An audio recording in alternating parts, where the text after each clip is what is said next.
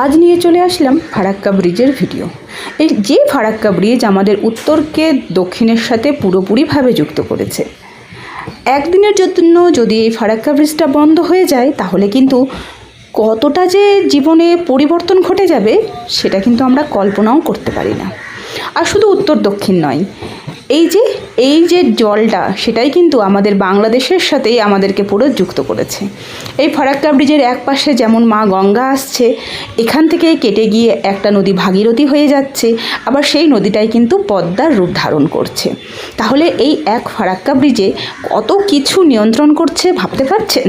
তো ভাবলাম আমি যখন ট্রেন জার্নি শুরুই করেছি আর আমাদের মালদা থেকে সাউথের দিকে বেরোতে গেলে ফারাক্কা ব্রিজ তো ক্রস করতেই হয়, তাহলে কেন বা আজকে এই ফারাক্কা ব্রিজটাই আপনাদের সাথে তুলে ধরবো না। কারণ সত্যি কথা, ফারাক্কা ব্রিজটা অপূর্ব সুন্দর একটি ব্রিজ, আর আমার মনে হয় প্রত্যেকের কাছে ফারাক্কা ব্রিজটা খুব অন্যরকম একটা ফিলিংস। আর এখন বর্ষার সময় এই ফারাক্কা ব্রিজের সৌন্দর্য কিন্তু একদমই আলাদা।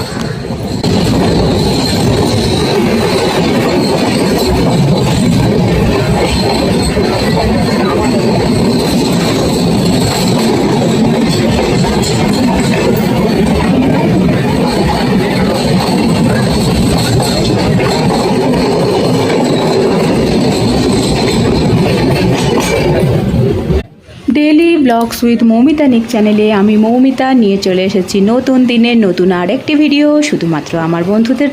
আশা করি যারা যে প্রান্ত থেকে আমার এই ভিডিওর সঙ্গে যুক্ত হয়েছেন তারা সকলে ভীষণ ভালো আছেন। আমরাও কিন্তু ভীষণ ভালো আছি। গত দিনের ভিডিওতে তো আপনাদের সাথে শেয়ার করেছিলাম যে বাড়ি থেকে বের হচ্ছি তারাপীঠে পুজো দেওয়ার জন্য, আর ছোট্ট একদম 2 দিনের ছোট্ট একটি ট্যুর, মানে 2 রাত 3 দিনের একটা ছোট্ট ট্যুরের জন্য। তো আজ মালদা টাউন থেকে আমরা চলে যাচ্ছি রামপুরহাট। আমাদের ট্রেনটা রামপুরহাটে গিয়ে নামবে, মানে রামপুরহাটে আমরা নামবো, ট্রেন তো নামবে না, আমরা নামবো রামপুরহাটে। তাহলে চলুন আজকে ভিডিওটির সঙ্গে থাকুন। খুব সুন্দর একটি ভিডিও, ট্রেন জার্নির ভিডিও আপনাদের সাথে শেয়ার করছি। যেহেতু ছোটোবেলা থেকেই আমার মালদাতেই ছোটোবেলাটা কেটেছে, আমি মালদার শহরের মেয়ে, শহরের নয় মালদার একটি ছোট্ট গ্রামের মেয়ে, এখন আমি মালদা শহরে থাকি। তো বরাবরই না আমার কাছে এই ফারাক্কা ব্যারেজটা হচ্ছে খুব পছন্দের একটা, মানে কি হতো ছোটো থেকে এমনকি এখন পর্যন্ত, আর এখন আমি আমার ছেলের মধ্যে সেটাই দেখি, যেই না ফারাক্কা আসে মানে একদম চোখ কান খুলে যেন জানলার পাশের সিটটাই আমার চাই। ছোটোবেলা থেকে এই একটা ব্যাপার ছিল যে কখন ফারাক্কা আসবে, ফারাক্কা ব্যারেজের ওপর দিকে ট্রেন যাবে, আর আমি হাঁ করে তাকিয়ে গঙ্গার দিকে তাকিয়ে থাকবো, হাঁ করে তাকিয়ে 2 দিকের গঙ্গা, সেই জল জল জায়গাটা দেখব। আর এখন কিন্তু সেম জিনিস আমি লক্ষ্য করি আমার ছেলের মধ্যে। আমি, আমার ছেলে, কর্তাবাবু 3 জনেই এক জানলাতে হুড়মুড় করে পড়ে কিন্তু এই ফারাক্কা ব্রিজটার দিকে তাকিয়ে থাকি। তো দেখতে দেখতে ফারাক্কা ব্রিজটাও কিন্তু চলে গেল। আর সুন্দর আজকের প্রকৃতি, একদম রোদ নেই। যখন টিকিট কেটেছিলাম ভীষণ চিন্তাতে ছিলাম যে মনে হয় রোদে ভীষণ কষ্ট হবে, কিন্তু হঠাৎ করে আজ সকাল থেকে দেখি ওয়েদার পুরো চেঞ্জ। মানে একদম হয় না যে একটা যদি কিছু করার মন থেকে ইচ্ছে আসে তাহলে ভগবানও যেন মনে হয় সাথ দেয়।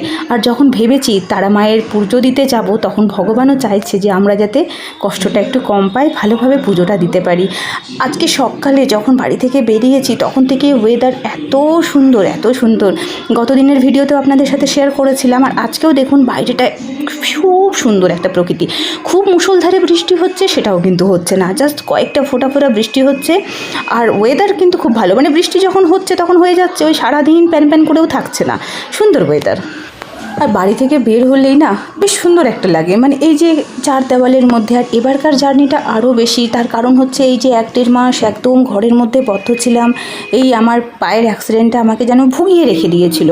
তো আমি ঠিকঠাক করে বিকেলে হাঁটতেও যেতে পারছিলাম না। সেখানে কিন্তু এই বন্ধুরা আছে বলে, তাদের যদিও একটু সিটটা দূরে পড়েছে, আমাদেরটা একটু দূরে পড়েছে, ওদেরটা একটু দূরে পড়েছে, ওরা আছে বলে কিন্তু সেই সাহসে আমরা বেরিয়ে গেলাম। কারণ ওরা আমাদের বন্ধু নয়, মানে একদম ফ্যামিলি হয়ে গেছে। আমি জানি যে কোনো শারীরিক সমস্যা হলে ওরা আমার পাশে থাকবে, না হলে কিন্তু আমরা একা শুধু এইবার বেরোনোর সাহস পেতাম না। কারণ দীর্ঘদিন ধরে প্রায় 1.5 মাস ধরে একটা লাইফের যেন ছন্দপতন একদম চলছে। ওই জন্য যখন আমি শুনলাম যে এরকম একটা 2-1 দিনের জন্য কোথাও, তো আমরাই বললাম যে না চলো, একটা সত্যি একটু ঘুরে আসা দরকার।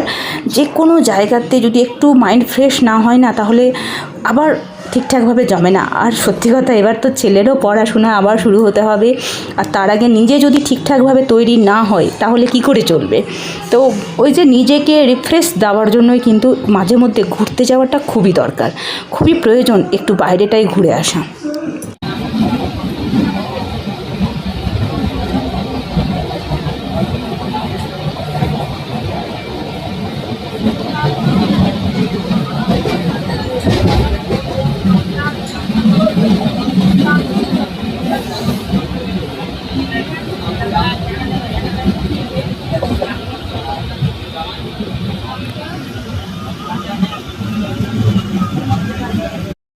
চারপাশের সৌন্দর্য দেখছি, আর একটু ট্রেনের আশেপাশে যে সমস্ত লোক একই পাশের সিটে বসে আছি তাদের সাথে একটু গল্প করছি।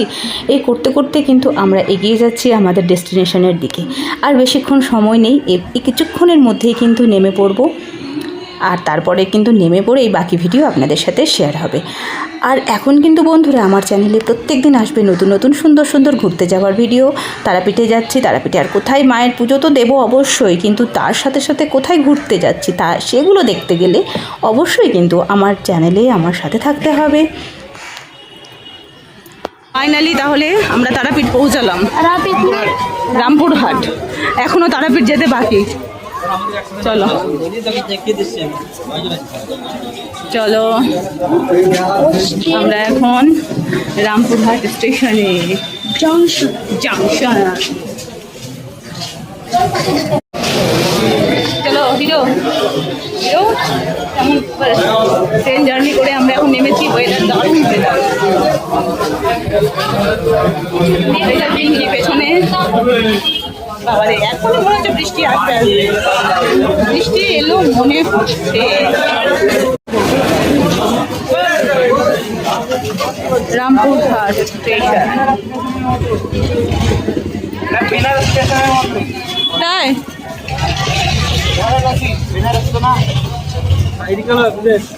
Thank you Prince Babu, first এটা তুমি আইডিয়া দিয়েছিলে। স্টেশনটা কত সুন্দর, এই বৃষ্টিও শুরু হয়ে গেল। স্টেশনের নাম করলাম তো বৃষ্টিও পড়লাম। এই যে রামপুরহাট, রামপুরহাট डिलीवरी देने चला गया যা বৃষ্টিও শুরু হয়ে গেল। এখানে দাঁড়ায় নাকি বৃষ্টি হয়ে যাচ্ছে, চলে যাচ্ছে। এতক্ষণ খুব সুন্দর একদম ওয়েদার ছিল, আর নামতে নামতেই খুব জোরে একদম বৃষ্টি এসেছে। যদিও বৃষ্টিটি বেশিক্ষণ ছিল না, জাস্ট 5 মিনিট। তো আমরা কি করলাম, ওই যে জায়গাটা ছিল একটু মাথায় ছাদ দেওয়া, সেখানটাতেই আমরা একটু ব্যাগপত্র নিয়ে দাঁড়িয়ে গেলাম, কোথাও এগোইনি। আর 5 মিনিটের মধ্যেই কিন্তু বৃষ্টিটা থেমে গেছিলো, আর ওয়েদারটা আরও সুন্দর হয়ে গেছিলো। তো সব মিলিয়ে কিন্তু দারুণ একটা ওয়েদারে আমরা আমাদের জার্নি শুরু করেছি।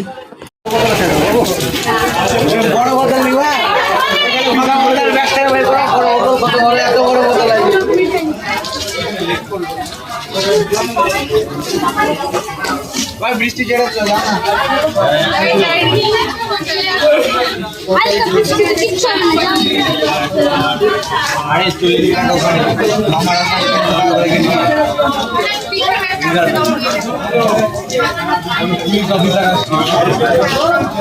তো 5 মিনিটের মধ্যে যখনই বৃষ্টিটা থেমে গেল, আমরা একটা কি বলবো, এটাকে কি বলে সেটা জানি না। সে আমাদের এখানে তো মানে মালদাতে আমরা এটাকে ভটভট ভটভটি করে আওয়াজ ভুটভুটি ভ্যানই বলি, কিন্তু এটা একটু অন্যরকম মনে হলো।